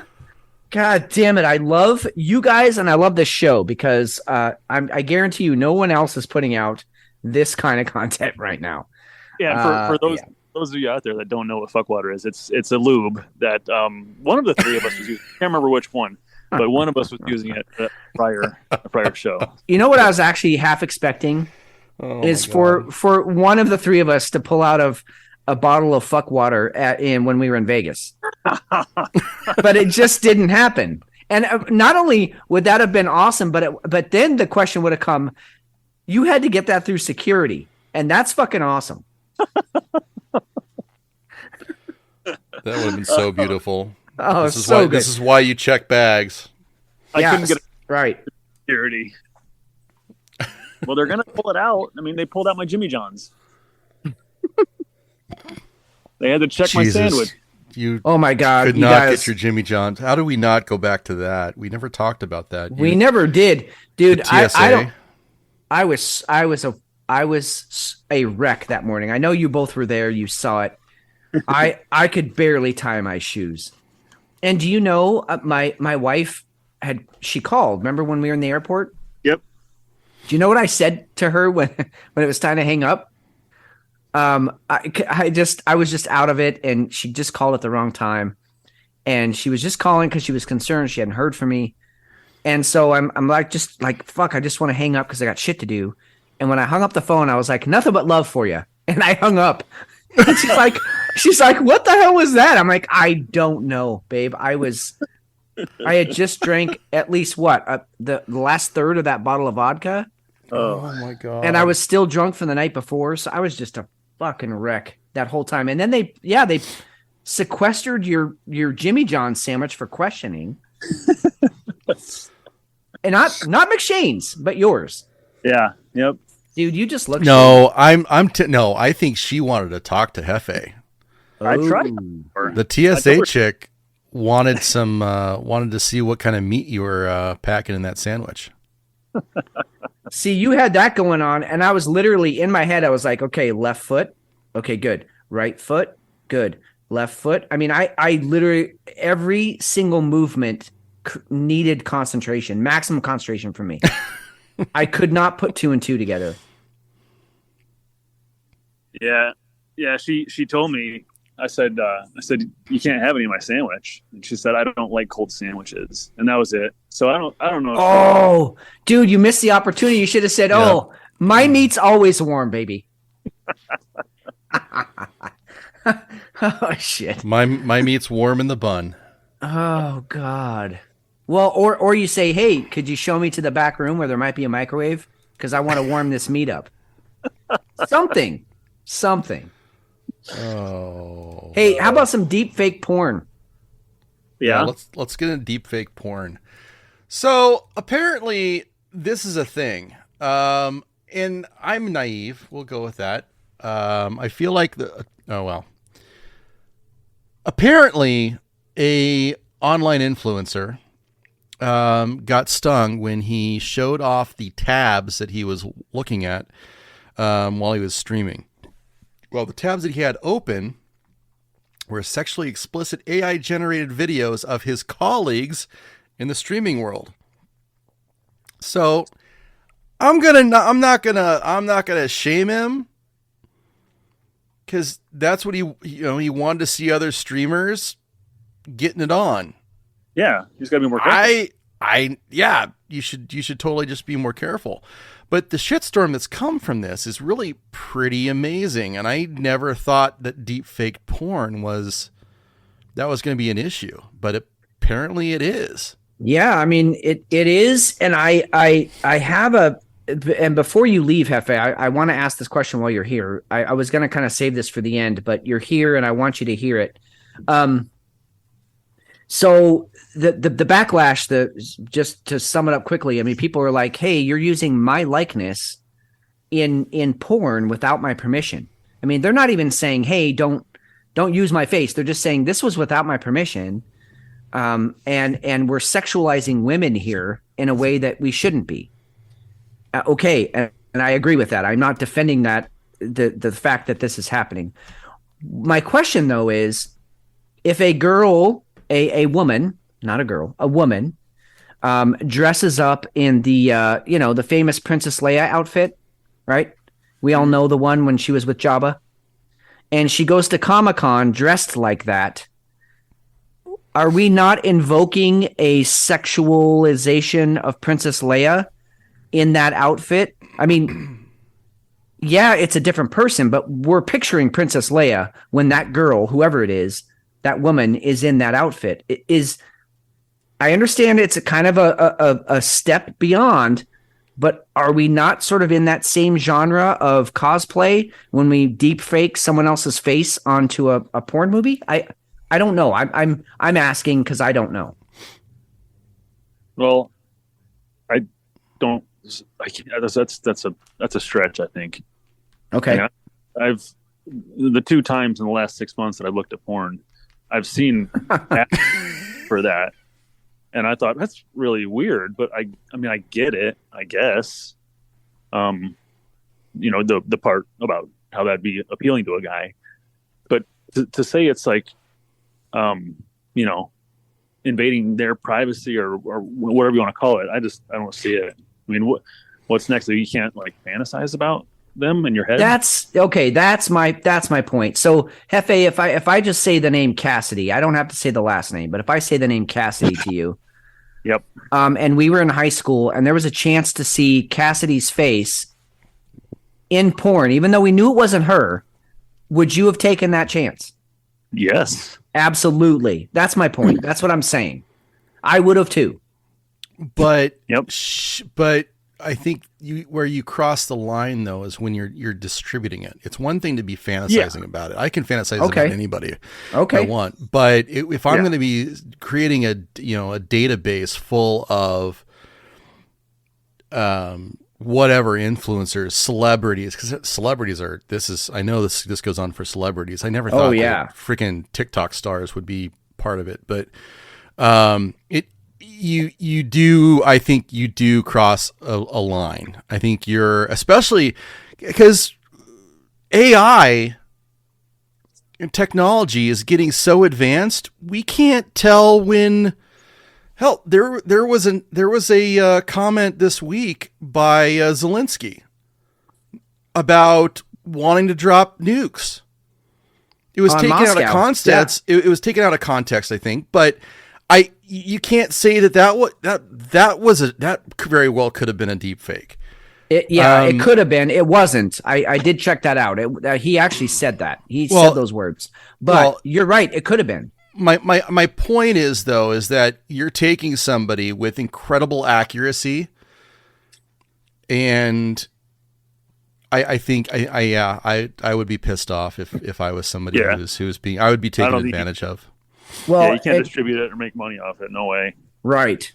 And I guess that's where I'm saying though, is these people who dress up as Princess Leia or whatever, like that's sexualizing that thing and capitalizing on Princess Leia and Carrie Fisher, and she popularized that and making money off of her likeness is what you're doing, really. So it's not that big of a leap, but yes, it is a leap, and it's kind of crossing a line, and I totally get that. I gotta go. You also, yeah. All right, Hefe. Later, man. Later, Hefe. Okay. You also had that deep fake that I sent you guys from President Biden, which was clearly, it was so bad. Talking about trans, men who transitioned to being women. It was terrible. It was awful. It was vile. It was vile, but it was flawless. It was flawless. Yeah. If you didn't know better, you'd say, "Oh my God, President Biden said this." Yeah, and we're going into a world that this shit is going to be rampant. Yeah, and if you have, and I mean, okay, I don't have the time or desire to sit down and do this. But if I had a lot less on my plate, I could totally see that would be pretty fun. That'd be pretty creative.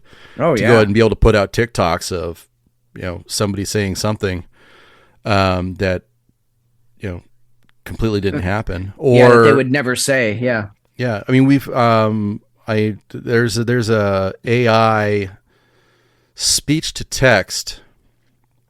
I think I can't remember the name of the site. I want to say it's Chat AI, something like that. And it's all it is just world leaders, influencers, celebrities. Their voices are tuned by people from all over the globe, and they tune the voices so that they're fucking perfect. And I can go ahead out there now, and I can write an ad for Whiskey Hell and post it and go ahead and say Morgan Freeman did the ad work for us. Yeah. Well, I know a big subgenre that's out there right now that people are really getting into is taking any movie, your favorite movie, whatever movie you want to see, and putting another actor in there. So and someone did this. If you want to see Terminator with oh God, what the fuck is her name from Friends? She played Rachel. She was the cute one. Why can't I remember her name? Oh, Jennifer Aniston. Thank you. Jennifer Aniston plays the mom, plays Sarah Connor. The Rock plays the Terminator, and Reese was played by not Chris Pine, another one from Guardians of the Galaxy. God, I can't think of names lately. I swear I'm getting fucking 90 years old, dude. No, well, it's the Chris's. There's Evans, Pine, and Pratt. So Chris Pratt was so you can plug in any actor you want into any movie role and watch the movie that way. So there's literally a version of that with The Rock being the Terminator, which would be fucking amazing, actually. I'd watch it. But scary shit like that. I mean, at some point, someone could take a episode of Whiskey Hell and make us say things we never said. If they wanted to defame us, they could easily do that. Yep. Before we get off of this topic, can we just talk about this? All right, I'm going to be nice. This guy, Atrioc, I think is his name. Right. Who got caught doing this. And he was just caught looking at it. Right. And in this ridiculous apology that he made on air to all of his fans with his wife in the background crying, it was absurd. I almost couldn't watch it, but it was like one of those train wreck moments where you just can't stop watching it. Right. It was just terrible. First of all, I don't know how anyone listens to this dude, because I know we tend to cuss a lot on this show, but we also do it when it's needed. Every other word out of this dipshit's mouth was fuck.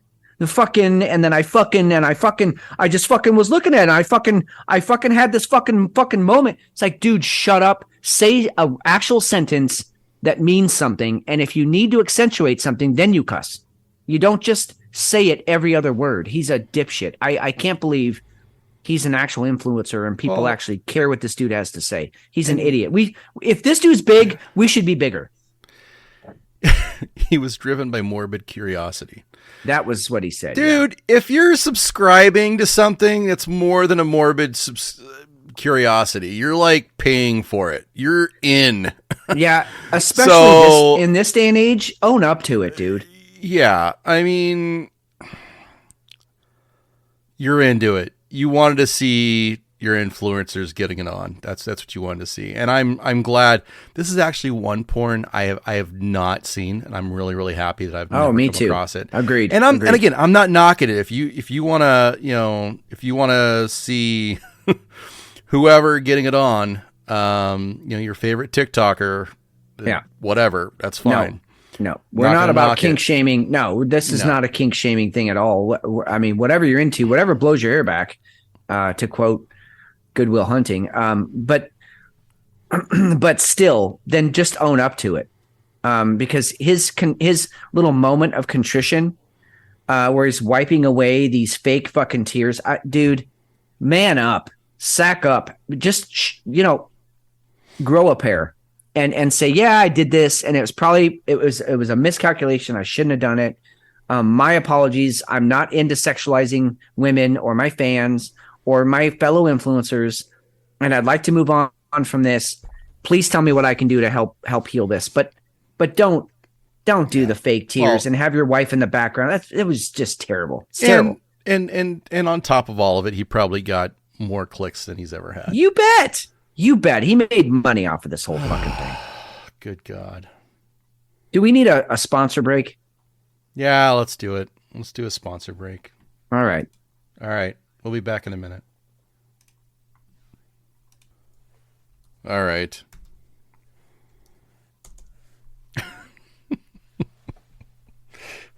Oh, fuck me. Seriously. Can we talk about Massachusetts bill for prisoners' organ donation?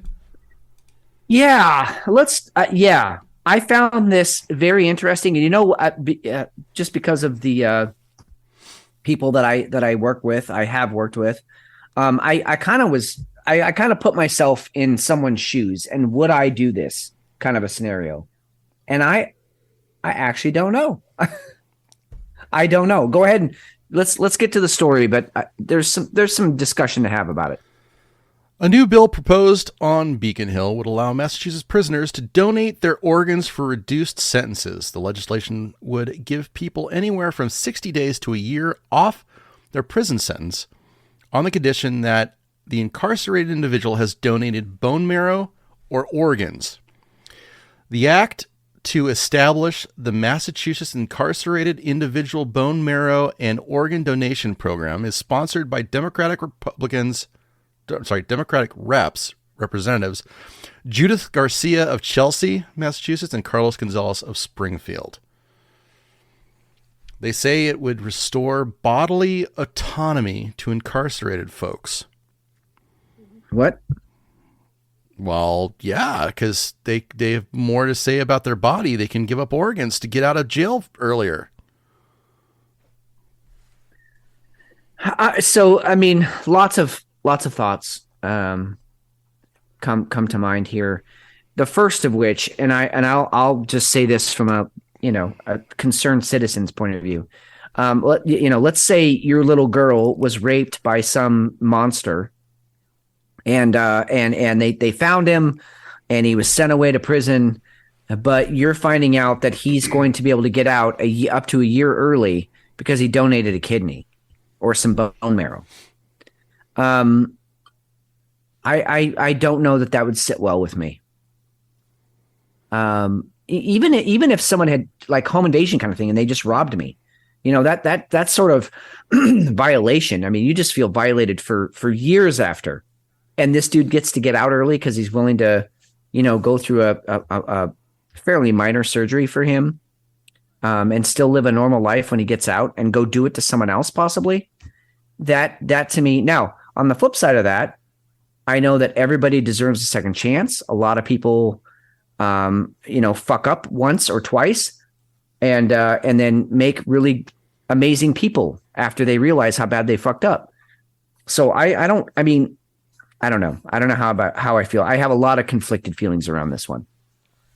This one screams what the fuck for me. Yeah.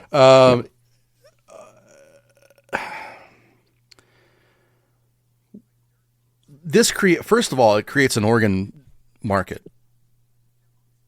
Yeah. Because a black how much market. how much does a kidney go for? We can already see that prisoners are already taken advantage of. Period.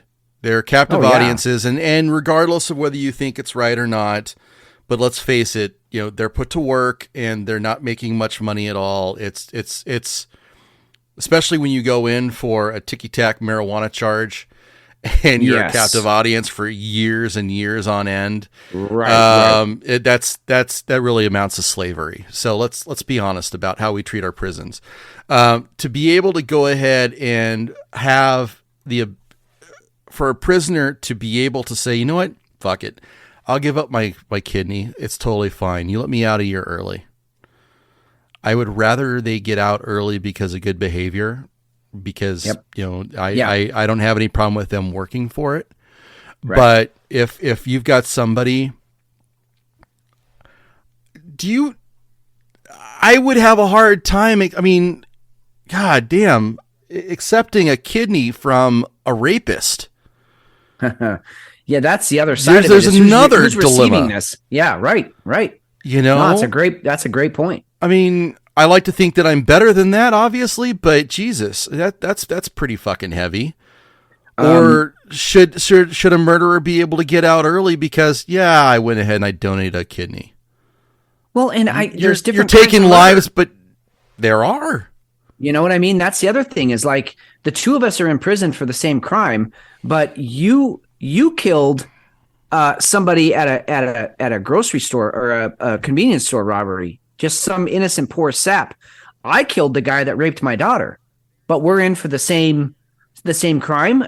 We are not the same. We are not the same. And I'll tell you the reentry court that I work with, they have to go an entire year with no infractions at all, no run-ins with the law, all negative UAs, urine analysis, for an entire year, and their reward for going an entire year is that they get a year off their probation. So to your point, that's a year of good behavior, of perfect behavior, of saying, I know how to operate in a civilized society and I want to be a part of that society. So they get a year off their probation. That's redemption. This is I go in for a 2-hour surgery and I get a year off. Fuck you. Fuck that. Not okay. No, I don't think it's okay on that respect. I don't think on that level. I don't think that's paying. You have an extra body part you can go ahead and give somebody. Now, right. We need to acknowledge that yes, it does some good because hopefully you're saving somebody, right? Yeah. So yes, that is a factor. And we have a shortage of organs. But in this country. Why? But at some point, prisoners, we got to admit that prisoners they're a vulnerable class. Yeah. And I'm not saying that they should have every right after they've squandered that, because they've obviously been terrible. But if you go back to that kid that got caught with a ton of pot and he said, you know what, fuck it. I mean, I'm 23 and I can get out a year earlier and I can just make things better. I would, that doesn't seem like an equal. No, that doesn't seem like a penalty. And I don't know. I don't think they mentioned it in the article because I did read the article. I don't know where the line is drawn as far as the article's a little weak in that respect. It is. Yeah, it is a little weak. Which prisoners convicted of which crimes would be eligible for something like this, and which ones would not? Because I think as a society we have to draw that line. I mean, somebody who's convicted of pedophilia, and any of the aggressive, manslaughter, rape, any kind of a sexual predator, none of those people should be eligible for any kind of program like this. In fact, I'd be okay if they weren't eligible to get out of prison ever. And I know that's a strong statement, but if you're willing to take a life because of a robbery, or you're willing to, pin a woman down and take from her whatever you want, you have a sickness in you, and you probably shouldn't be part of a civilized society. But drug charges, addiction's an actual disease, and until we start treating it like that, our prisons are going to be way overfilled. But so any addiction issues, any armed robbery, but you didn't hurt anybody, anything like that, like a stupid bar fight, something like that, then yes, let's give those people a chance to sort of lessen their sentence. But there needs to be a hard, fast line between the true, God, I was about to say the word animals. I know they're still people, but the true people that really can't get along in a civilized society, and those who can. And I don't know how to draw that line. I mean, I'm just throwing out, what ifs here. I am not a criminal law specialist, but I'm saying that there has to be a line delineated somewhere that we can, because otherwise it's just going to be just sheer chaos. We just don't have any control over who's in, who's out, who gets a longer sentence, lesser sentence. It would just become a patchwork, a crapshoot. So I found a WGBH article just now. The bill basically establishes a committee with advocates of our inmate population to establish the parameters, the guidelines, the clarity, the transparency on a policy that is lacking within the Department of Corrections today. I think it makes things.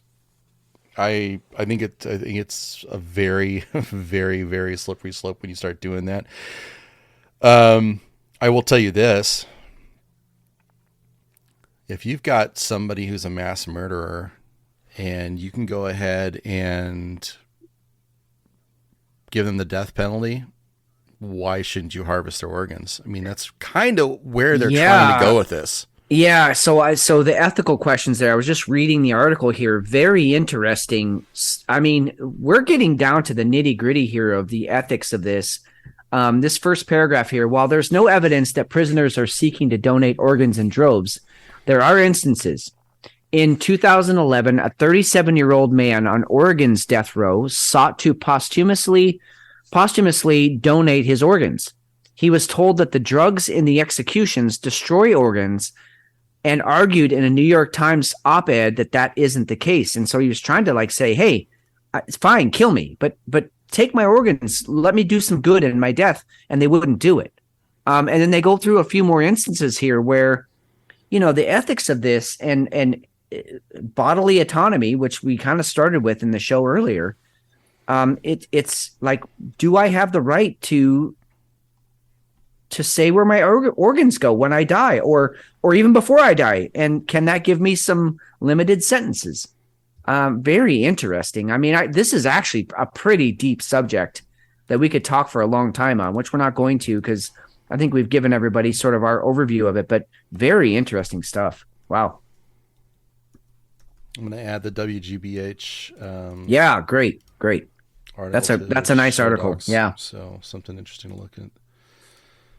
We are at 2 hours and 7 minutes, Fitz. See, you weren't sure we were going to make it. We made it.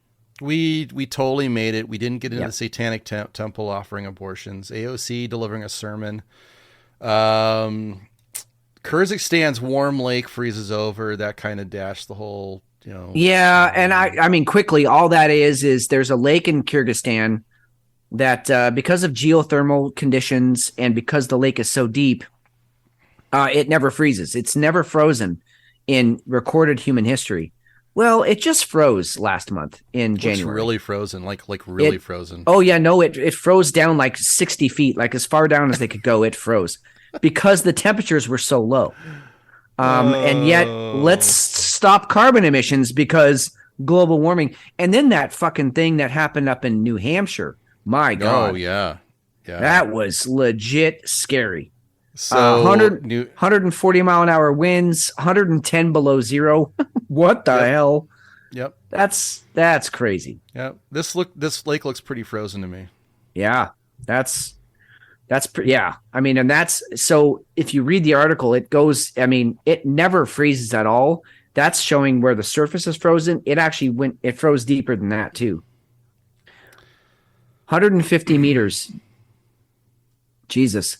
So yeah, I mean, to me it looks like, and again, and you can go to the NOAA website, and it's not being talked about in the news, but you can go to the NOAA website and look up. 2022 was one of the coldest years we've had in the last 13 years.